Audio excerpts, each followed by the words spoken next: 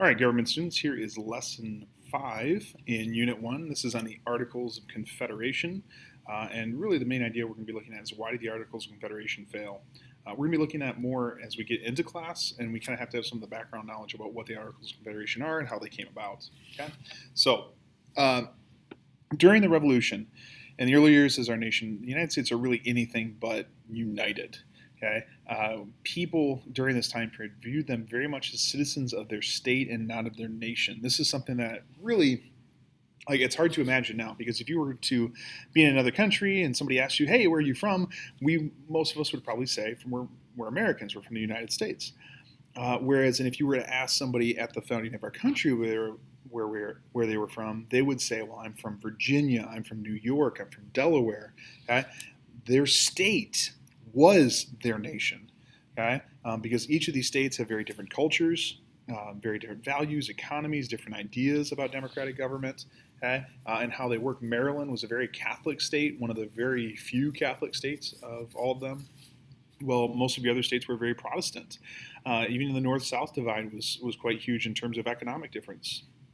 The southern states were very much, their economy was based on primarily on farming, and then shipping a lot of those goods up north that would then get shipped over to England, where your northern economies were beginning to the early stages of industrialization.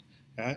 So you had radically different types of states, and people view them as themselves as citizens of that particular state. And it's really not going to be until about after the Civil War where people really start to consider themselves to be citizens of the United States of America rather than citizens of their state. And actually, if you kind of look into the history of individuals during the Civil War, that's a lot of the reasoning for people why they actually end up fighting for the Confederacy, is because they are following the will of their state in that war. So this is what the United States looks like in 1789, 1790. So this is shortly after the Articles of Confederation, but it was one of the better maps that I could find. You can see all the different states here. You can see some of the states look pretty weird, like Virginia here is a part of Virginia, West Virginia, and Kentucky, right? Georgia has big chunks of Mississippi and Alabama taken over.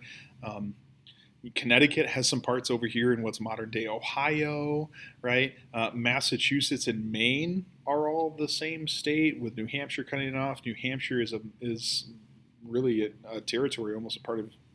Vermont is almost a part of New Hampshire at this point. So it looks radically different, but you have a large area here, and one of the big issues is these states don't really trust each other that much. Okay, yeah, they're willing to work together for independence, but at the same time, they want to retain their autonomy. They want to be able to make their own decisions.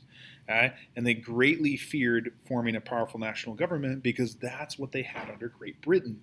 So instead, what they do is they try to create a national government that's very weak, right? What we would call a confederacy. But at the same time, okay, they realized we had to have some sort of national government. We couldn't just go ahead and make 13 independent states, because the reality is you had Great Britain to the north and Canada still. You had France that, yes, they helped fight alongside during the Revolutionary War, but there's no telling how that might change. Okay? And some of the other powers, Spain included that as well, it doesn't take long before one of those countries could come in and completely take over. So they had to have some sort of agreement to work together, and that's where the Articles of Confederation come in. In terms of government and how this thing would be structured, they really kind of need to almost look to what's going on during the actual American Revolution. So the national government during the American Revolution was governed by the Second Continental Congress. Okay? And this was incredibly inefficient. You want to talk about not being able to make decisions and get things done? That was the Second Continental Congress. Because what you had to do is you had a bunch of delegates. You had a bunch of people who represented their states. And all those delegates would get together in the Second Continental Congress. Starting off, that was in Philadelphia until they had to transfer elsewhere once the British took control of Philadelphia. And they would try to come together and make a decision on something, right? For example, they would decide, we're going to fund the Continental Army, we're going to provide money for all of our soldiers and provide them with weapons and things that they need to fight this revolution. Makes sense, right? What would actually happen then is they would make that decision, and then they would have to go back to the states, right? Each delegate would have to go back to their individual state, go to that state legislature, discuss it with the state legislature. The state legislature would then have to vote on it, and then those delegates would then go back to the Second Continental Congress and give their result, right? Yes, we agree to fund the Continental Army.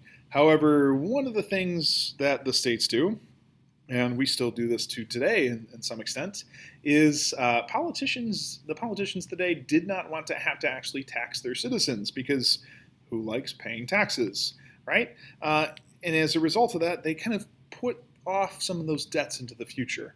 And they said, well, we'll pay it back after the war. Once we have that problem taken care of.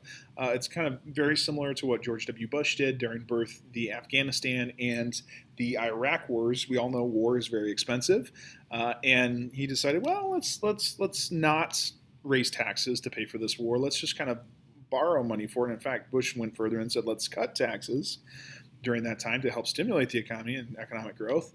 And as a result of that, we got some $8-9 trillion worth of debt by the end of the Bush presidency. Okay, the Continental Congress is doing a very similar thing. The states are taking on their own debts to try and pay for some of these things rather than taxing their citizens.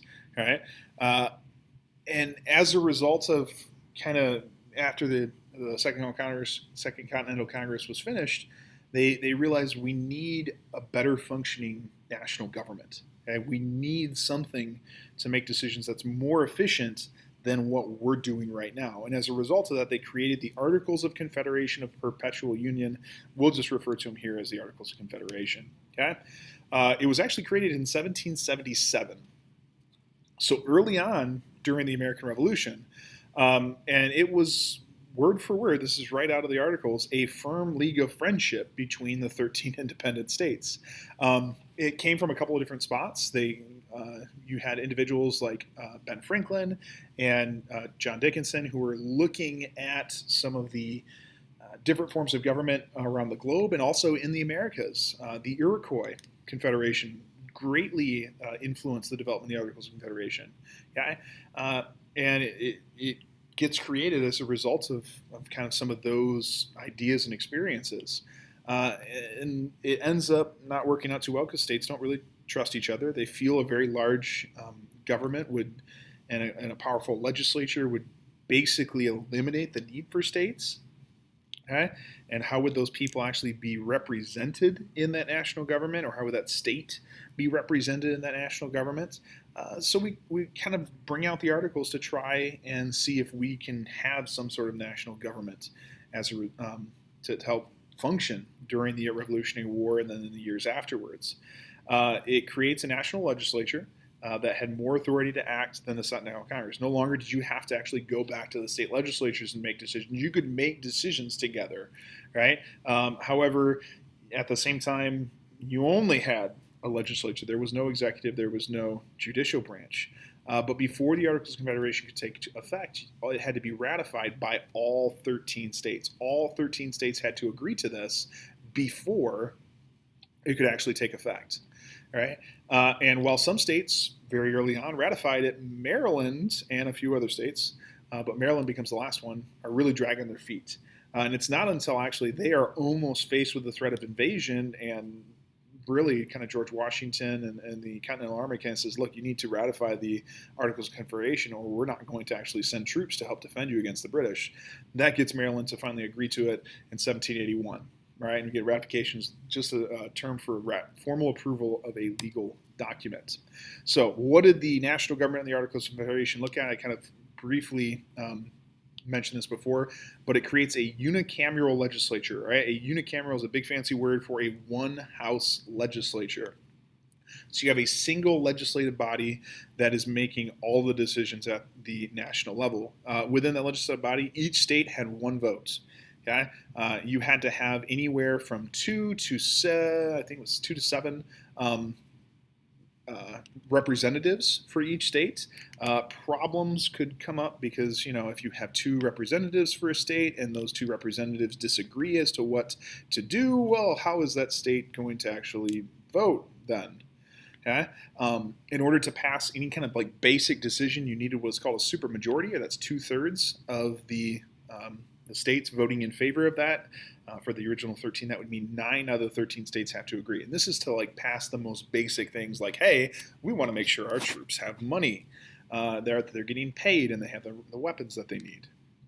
If you wanted to change the articles, okay, just like the ratification process, it requires a unanimous decision. All 13 states have to agree. Congress did not have very much power over the other states. The states retained the majority of their power. That's why this is a confederacy, right? But the powers Congress did have, it could declare war. It could enter into treaties with foreign governments. Those were the things that were unique to it. But on top of that, it could also borrow money.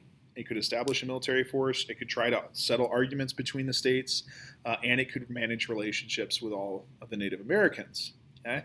Any power that was not explicitly listed, so like directly word for word written down in the Articles of Confederation, all right, and given to Congress, those powers were reserved for the states. So the states have the majority of the power under the Articles of Confederation. And as I mentioned before, there's no national executive branch and no judicial branch. Okay? There's nobody to enforce the law. And there's nobody to actually interpret the law, right? If you start to have disagreements. That was left up to the legislature. Right? And this creates some major, major issues. There was no power to tax. You could only ask for money, right? Congress had to constantly beg the states for money to fund some of the different things that they wanted, let alone actually pay the salaries of the people who were working in the legislature, right? And it could also not regulate trade between the states. Another issue that becomes very, very problematic.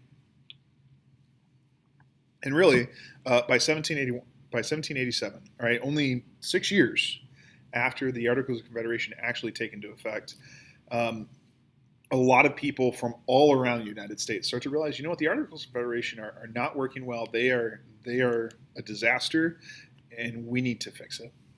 And that's where we're going to pick up as we start class. All right. So I'll see you then.